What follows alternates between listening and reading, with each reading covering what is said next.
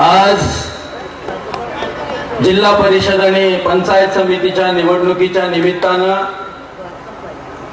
या महाराष्ट्राचा आराध्य दैवत छत्रपती शिवरायांच्या पायथ्याशी आणि छत्रपती चौकामध्ये उपस्थित असलेले माझ्या कोडोली गावातील सर्वच आदरणीय ग्रामस्थ, सर्व आदरणीय महिला भगिनी, व्यासपीठावर उपस्थित असलेले आपल्या सगळ्यांचेच लाडके नेते आदरणीय सावकर साहेब,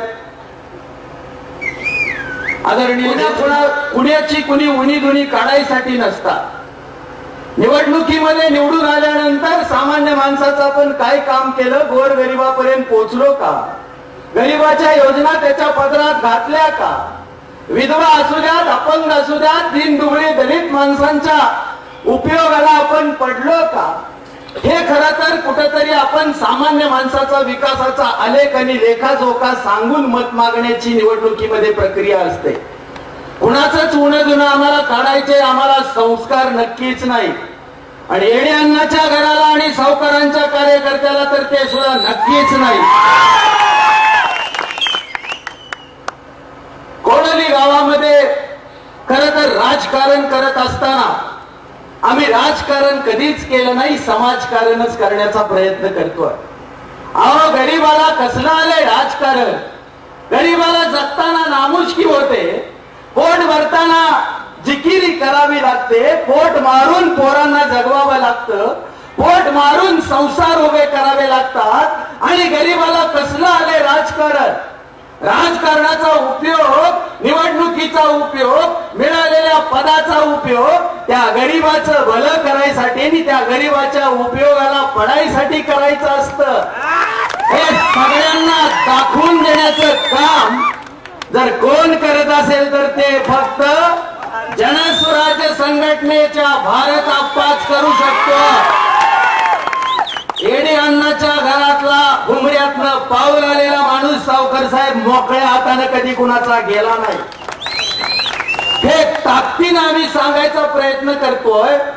याचं कारण म्हणजे गेल्या 5 वर्षामध्ये खरं तर माझ्या जीवनातली ही तिसरी निवडणूक. पंचायत समितीला आपण प्रचंड मताने मला विजयी केलं. सावकर साहेबांनी मला सभापती केलं.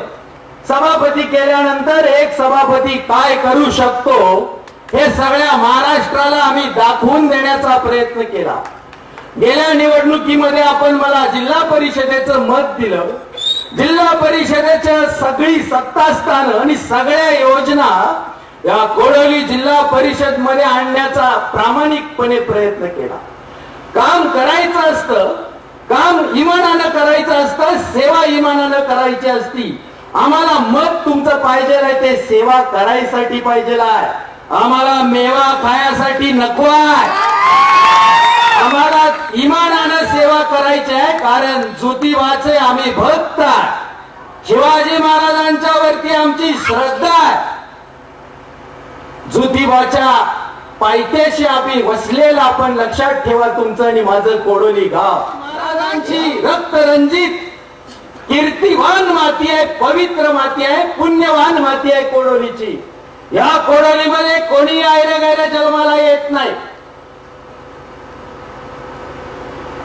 कधी कधी कोण कोण लुंगे सुंगे येतात. अहो, स्वर्ग आहे तिथं नरक थोडा असायचा. या विषयावर फार बोलणार नाही मी, कारण बोलायची ही वेळ नाही. कारण अजून सावकर साहेबांना बोलायचा. तुमचा जिल्हा परिषद सदस्य म्हणून काय करू शकतो, सावकर आणि उपाध्यक्ष केल्यानंतर जिल्हा परिषदेला उपाध्यक्ष असतो हे महाराष्ट्रालाच नव्हे तर देशाला दाखवून दिलेला. मला खात्री वाटते तुमचा भारत आप्पानं कधी टेंबा मिरवला नाही, डिजिटल बोर्डाचं झाकपाक कधी केलं नाही. पण जिल्हा परिषदेतल्या कामामुळं जवळजवळ देशाच्या 3 समितीवर माझी निवड झाली होती. हे सावकर साहेब आता सांगतोय, मी कुणाला सांगितलं सुद्धा नव्हतं. 13व्या वित्त आयोगावर महाराष्ट्राचं ग्रामपंचायत आणि जिल्हा परिषदेचं बजेट कसं असावं या विषयीच प्रेझेंटेशन करायचं महाराष्ट्रातल्या प्रत्येक राज्यातल्या एका कार्यकर्त्याला संधी दिली होती. त्यात महाराष्ट्राच्या वतीनं जर कोणाला संधी दिली होती तर ते तुमच्या भारत अप्पाला दिली होती. मला अभिमान वाटतो मी सावकरांचा कार्यकर्ता आहे म्हणून. कार्यकर्त्यानं काही सारखं नुसतं हनुमानासारखी छाती पाडून राम आणि लक्ष्मण हात दाखवायचा नसतो. अहो ते कामातनं निर्माण करायचं असतं. त्यांचे विचार प्रत्यक्ष कामातनं आणि कृतीतनं दाखवून द्यायचे असतात. इथं बसलेला एक आणि एक कार्यकर्ता कृतीशील आहे, लक्षात ठेवा. राष्ट्रीय पंचायत राज समिती म्हणून देशाची एक समिती आहे. पंचायत राज समितीमध्ये काय दुरुस्त्या असाव्या याच्याबद्दल भाषण करायची संधी महाराष्ट्राच्या वतीनं कुणाला दिली होती तर ती सुद्धा भारत अप्पाला दिली होती. एवढं लक्षात ठेवा. आम्ही कधी कुणाचा मेवा आणि कुणाचा दमडा खाल्ला नाही आणि कुणावर कधी अन्याय केला नाही. धनगर समाजाचं मी निवेदन वाचलं आता, मला वाईट वाटलं. कोडोली ग्रामपंचायत आम्ही जिंकल्यानंतर माझं एक स्वप्न आहे. सारखंच आम्ही महाराष्ट्रामध्ये विकासाच्या प्रक्रियेमध्ये बारामती पॅटर्न आम्ही ऐकतो. मला असं प्रामाणिकपणे वाटतं माझं कोडोली गाव, माझ्या कोडोलीच्या मातीमध्ये जन्माला आलेला मी, माझं कोडोली गाव हे देशात प्रसिद्ध असलं पाहिजे. देशामध्ये एक नंबरचं गाव असलं पाहिजे, विकास असला पाहिजे. हे स्वप्न फक्त सावकरांनी आणि भारत अप्पांनी बघून चालणार नाही. हे स्वप्न या गावातल्या मातीतल्या प्रत्येक कार्यकर्त्यानं बघितलं पाहिजे. तरच आमचं गाव हे या 4-5 वर्षामध्ये संपूर्ण राज्यामध्ये जर विकासानं चांगलं गाव कुठलं असेल तर राज्यात एक नंबरचं गाव ते कोडोली असावं हे एक स्वप्न बघतोय. हे स्वप्न बघणं म्हणजे काय आम्ही पाप करत नाही, लक्षात ठेवा. ग्रामपंचायत ताब्यात घेतल्यानंतर वर्ष-सव्वा वर्षात आम्ही ग्रामपंचायत बघतोय. घाणच काढायचं काम आहे. अजून रुटीनला याला 7-8 महिने लागणार आहे. काळजी करू नका. ग्रामपंचायतीचा एक डेव्हलपमेंट प्लॅन सुद्धा केलेला. प्लॅन नुसार काम करायचं. आम्हाला फसवेगिरी आणि लांडी लबाडी करायची नाही.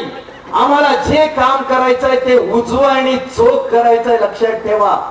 साधं घ्या, ग्रामपंचायत जिंकल्यानंतर कोडोलीतल्या स्मशानभूमीचं काम आपण बघितलंच असेल. एक काम दर्जेदार असलं पाहिजे आणि चांगलं समाजाच्या उपयोगाचं असलं पाहिजे. प्रांजळपणाने ही भूमिका मांडतोय. फुटपाथचं काम चालू होईल. अहो फुटपाथचं काम चालू होताना ते सुद्धा विरोधकांना बघवलं नाही. आमचा संजू माने पीए साहेब तिथं जेसीबीने ते काम करत होता. आमच्या विरोधी उमेदवाराने आम्हाला काय त्यांना नावं ठेवायचं नाही. हा शेवटी संस्काराचा विषय आहे. देवाचे तंत्र करायचे का शिव्या शाप द्यायचे हा प्रत्येकाच्या घराण्याचा वारसा वेगळाच आहे. आम्हाला त्यातलं काही करायचं नाही. ते कामच मुद्दाम त्यांच्या अंगावर जाण्याचं, धावून जाण्याचं काय मला कळत नाही. असं करू नये. पाप करू नका. अरे चांगल्याला चांगलं म्हणायचं नसेल तर निदान वाईट तरी म्हणू नका. कारण आम्ही कुणाचं कधी मलिदा खाऊन काम केलेलं नाही, कुणावर कधी अन्याय केला नाही आणि कुणाचं मुरगाळलं सुद्धा नाही. हे प्रामाणिकपणे आणि ठासून आम्ही सांगण्याचा प्रयत्न करतोय. एक साधा सावकरांचा मी जिल्हा परिषद सदस्य, त्याची ओळख सगळ्या देशभर करू शकतो हे दाखवून आम्ही नक्कीच दिलेला. कोडोलीकरांना मी नम्रपणे सांगेन, जवळजवळ 3197 भाषणं माझी संपूर्ण राज्यभर झालेली आहेत आतापर्यंत. हिशोब चोख सांगतो. या भाषणाद्वारे मला जे मानधन मिळालंय ते सावकर साहेब 9,77,092 रुपये आजपर्यंत मानधन मिळालं. भारत अप्पाने हे नाही मानधन मिळालेलं. पण हा काय आम्ही प्रपंचाला वापरलं नाही. तर मला माहिती आहे याच कोडोलीच्या मातीमध्ये अनेक गरीब मुली अशा आहेत की त्या हुशार असून शिकायला जमत नाही. 165 मुलींना तुमचा हा भारत अप्पा शिकवतोय. याचा सार्थ अभिमान आम्हाला वाटतो. त्या ताईचा मला फोन येतो, अप्पा माझी मेस तटली आहे, आप्पा माझी फी तटलीये, आप्पा माझं कपडे नाहीत, आप्पा मला पुस्तक नाही.